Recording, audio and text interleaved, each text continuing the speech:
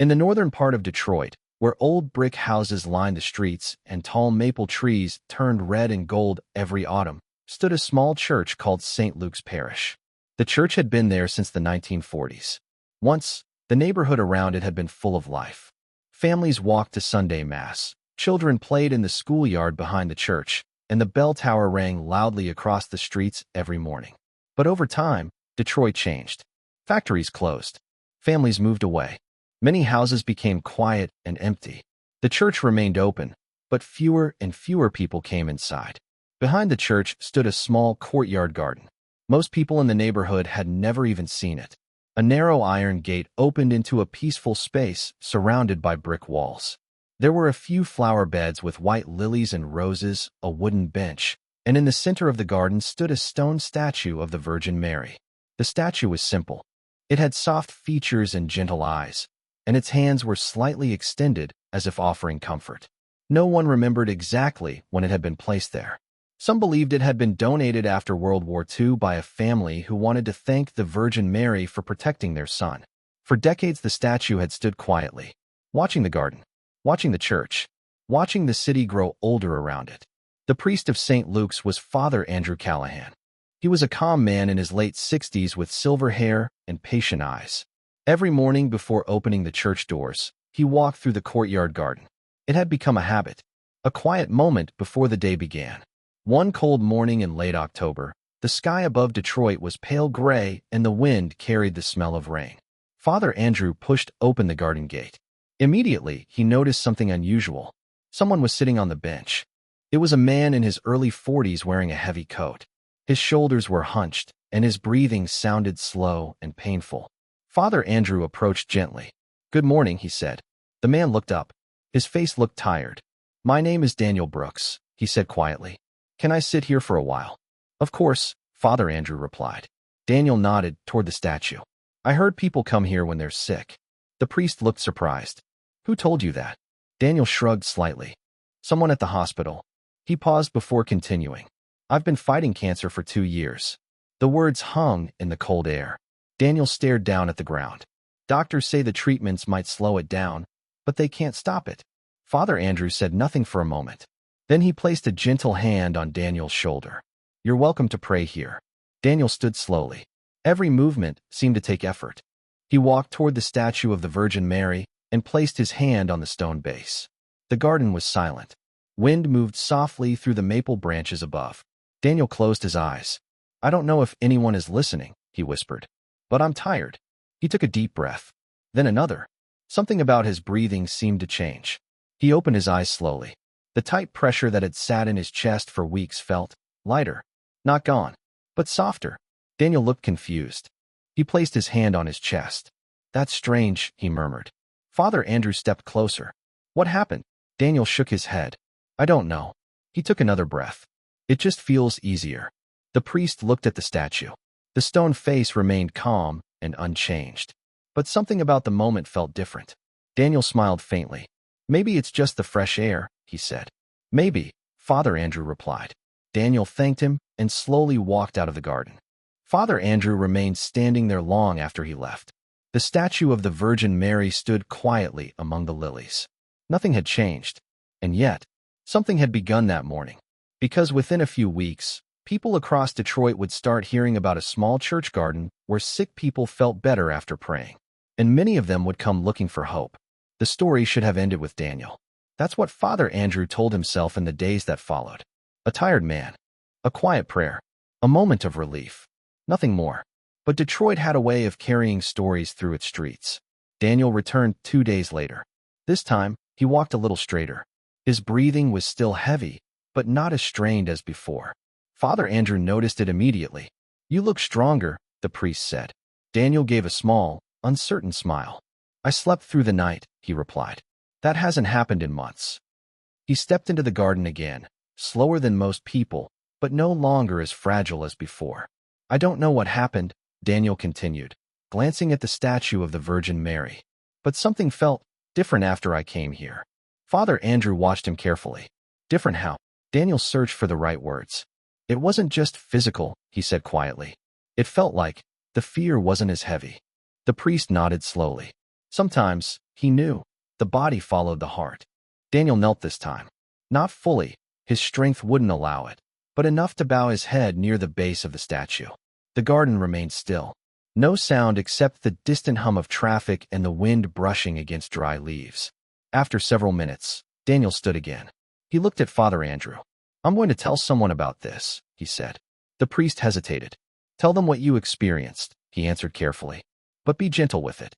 Daniel nodded. He understood. But word didn't stay gentle for long. 3 days later, a woman arrived. She was in her 60s, walking with a cane, her steps slow and uneven. Her name was Margaret Lewis.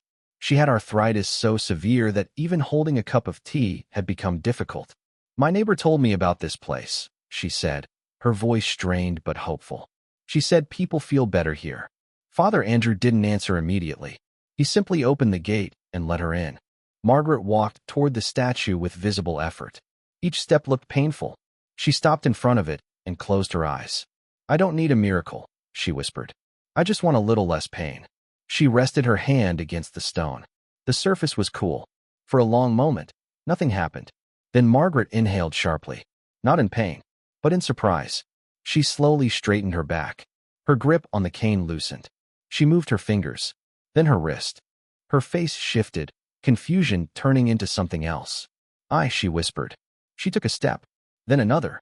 Without the cane, Father Andrew stepped forward, ready to catch her. But she didn't fall. Margaret turned to him, tears forming in her eyes. "It doesn't hurt as much," she said, her voice trembling. The priest looked at the statue again. Still silent, still unmoving. And yet the air in the garden felt heavier, as if something unseen had passed through. Margaret left the garden slowly, but with a steadiness she hadn't had in years. And like Daniel, she told someone. By the end of the week, more people began to arrive. Not crowds, not yet, but enough to notice. A man with chronic migraines. A young woman recovering from surgery. An elderly veteran who struggled to walk without assistance. They came quietly, one by one, each carrying their own pain, each standing before the statue in silence. Some left unchanged, but others left differently. Not completely healed, but lighter, stronger, calmer. Word spread through Detroit in fragments. A place where people feel better. A statue behind a church. Something strange is happening there. Father Andrew tried to keep things grounded. "This is a place of prayer," he told visitors. "Not a place of promises." But the stories kept growing. One afternoon, Daniel returned again. This time, he brought someone with him. A young boy, no older than 10. The child walked slowly, holding his mother's hand. "What's his name?" Father Andrew asked. "Ethan," Daniel replied. "He's been in and out of the hospital for months." The boy looked up at the statue. His eyes were quiet. Not afraid, just tired. Daniel knelt beside him. "You don't have to say anything," he whispered. Ethan stepped forward. He reached out his small hand and touched the base of the statue. The garden fell completely silent. Even the wind seemed to stop. Father Andrew felt it again. That same unexplainable stillness. Ethan closed his eyes. For several seconds, nothing moved. Then the boy opened them again. He looked at his mother. "I feel warm," he said softly. His mother froze. "What do you mean?" Ethan smiled slightly. "The bad feeling, it's not as strong." His mother covered her mouth, trying to hold back tears. Daniel stepped back slowly. And Father Andrew? He said nothing at all, because now it was no longer one story. Or two. Something was happening, and Detroit was beginning to notice. At first, the people who visited the garden behind St. Luke's Parish kept their stories quiet. Detroit was a city used to hardship. People there did not easily speak about miracles. But the stories kept spreading. Daniel told a nurse at the hospital. Margaret told her neighbor. Ethan's mother told the parents of other children in the pediatric ward. And slowly, quietly, word moved through the city. There was a statue of the Virgin Mary behind a small church where sick people said they felt better. Within 2 weeks, Father Andrew noticed something unusual. The garden was no longer empty in the mornings. People were waiting at the gate. Some leaned on canes. Some sat in wheelchairs. Others stood silently, holding medical folders or hospital bracelets around their wrists. Many looked frightened, but they all shared the same expression. Hope. Father Andrew opened the gate each morning. "Everyone is welcome," he would say gently. "But remember, this is a place for prayer." The visitors nodded. Most of them already understood. They didn't come expecting magic. They came because they had run out of places to go. One cold afternoon, a man named Thomas Rivera arrived. Thomas had been a mechanic in Detroit for nearly 30 years. 2 months earlier, he had suffered a severe stroke that left his left side weak. Walking even a few steps required tremendous effort. His daughter helped him slowly through the garden gate. "I heard about this place on the bus," she told Father Andrew. "People are talking about it." Thomas moved slowly toward the statue. His breathing was heavy. The winter wind pushed against his coat as he reached the flower bed where the Virgin Mary stood. He rested his hand against the stone. His fingers trembled. For several moments, he simply stood there. The garden was quiet except for distant traffic. Then Thomas lifted his hand. He tried to move his left arm. At first, it barely responded. He tried again. This time, the arm lifted slightly higher. His daughter gasped, "Dad?" Thomas stared at his own hand as if it belonged to someone else. "It's moving easier," he whispered. Father Andrew watched carefully. The priest had learned not to rush to conclusions. But the change was real. Thomas flexed his fingers. The stiffness that had trapped them for weeks had loosened. Tears filled his daughter's eyes. "I told you we should come," she said. Thomas looked back at the statue.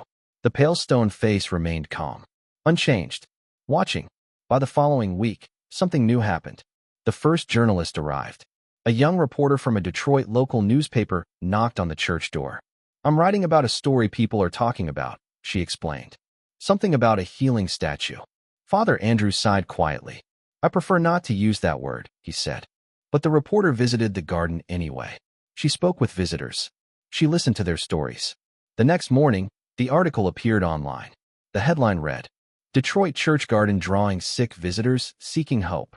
Within hours, the story spread. More people arrived. Cars lined the street. Neighbors leaned out of their windows, watching the steady stream of visitors walking toward the church gate. Then came the television cameras. A news van parked across from the church. Reporters stood outside filming the garden entrance while people slowly walked inside. Father Andrew spoke to them briefly. "This place is about prayer," he said calmly. "Hope can sometimes change people in ways we don't understand." But the most surprising visitors arrived 3 days later. 2 doctors from Detroit Medical Center. They introduced themselves politely. "We're not here to dismiss anything," one of them explained. "We're simply curious." They spent hours in the garden observing, watching the visitors, listening to their stories. One woman with severe anxiety said she felt calm for the first time in years. A man with chronic pain said his symptoms had eased. The doctors wrote notes quietly. They examined the statue carefully. It was simple marble. Old. Ordinary. There were no hidden mechanisms. No moisture inside the stone. Nothing that could explain the growing stories.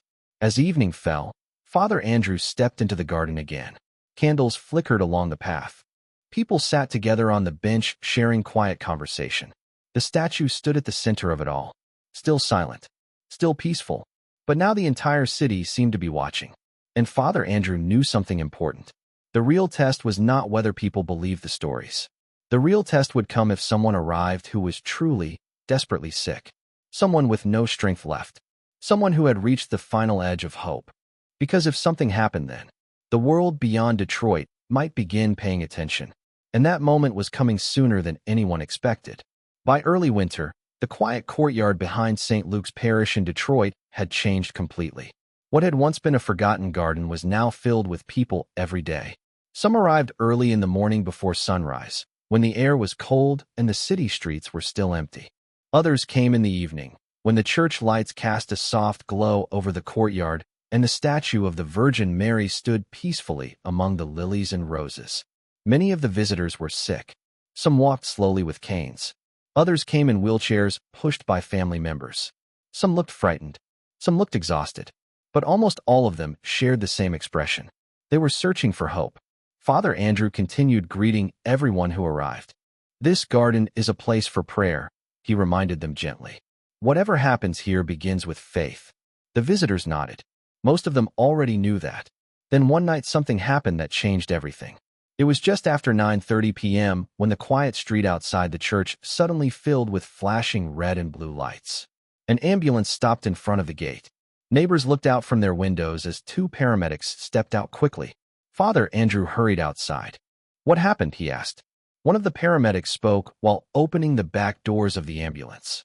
"We have a young patient who insisted on coming here," he explained. Inside the ambulance was a woman in her early 30s. Her face was pale, and a small oxygen tube rested beneath her nose. Her name was Elena Martinez. She had been battling a serious heart condition for years. That evening, her heart rhythm had become dangerously unstable.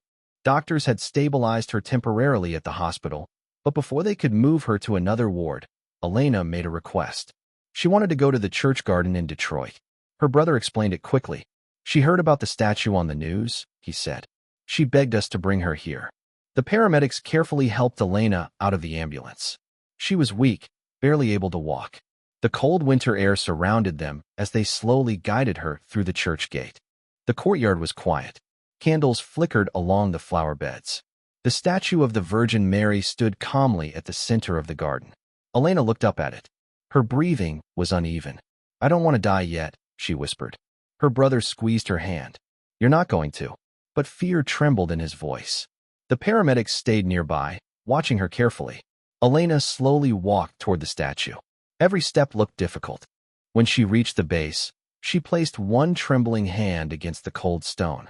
The garden fell completely silent. Even the wind seemed to pause. Elena closed her eyes. "Mary," she whispered softly. "I'm scared." Several long seconds passed. Then suddenly Elena inhaled sharply. Her body stiffened. Her brother panicked. "Elena." One of the paramedics quickly checked the heart monitor clipped to her finger. He stared at the screen. "Wait." The other paramedic leaned closer. "What is it?" The first paramedic shook his head slowly. "Her heart rhythm. It's stabilizing." They both looked again to be sure. The erratic spikes on the monitor were smoothing out. Elena opened her eyes. Her breathing had changed. It was calmer, steadier. She placed her hand over her chest. "The pressure," she whispered. "It's lighter." Tears filled her eyes as she looked up at the statue again. "Thank you," she said quietly. The paramedics decided to take her back to the hospital for observation. But before leaving, Elena turned once more toward the statue. The pale stone face looked exactly the same as always. Calm, gentle, watching. The ambulance slowly drove away down the dark Detroit street. Father Andrew remained alone in the courtyard. The candles flickered softly beside the flowers. He walked slowly toward the statue.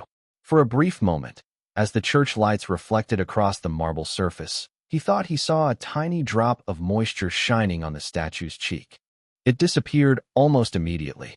Perhaps it was the cold air. Perhaps it was only light.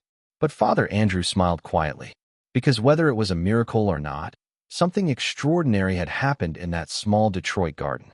People who arrived in pain were leaving with comfort. People who felt alone were finding support. The garden had become something far greater than anyone expected. A place where suffering people discovered that hope could still exist, even in the hardest moments of life. And long after the reporters left and the crowds faded, people would still come to the courtyard behind St. Luke's Parish. They would sit beside the flowers. They would pray beside the statue. And many of them would leave believing that somewhere in that quiet corner of Detroit, the Virgin Mary was still watching over the sick.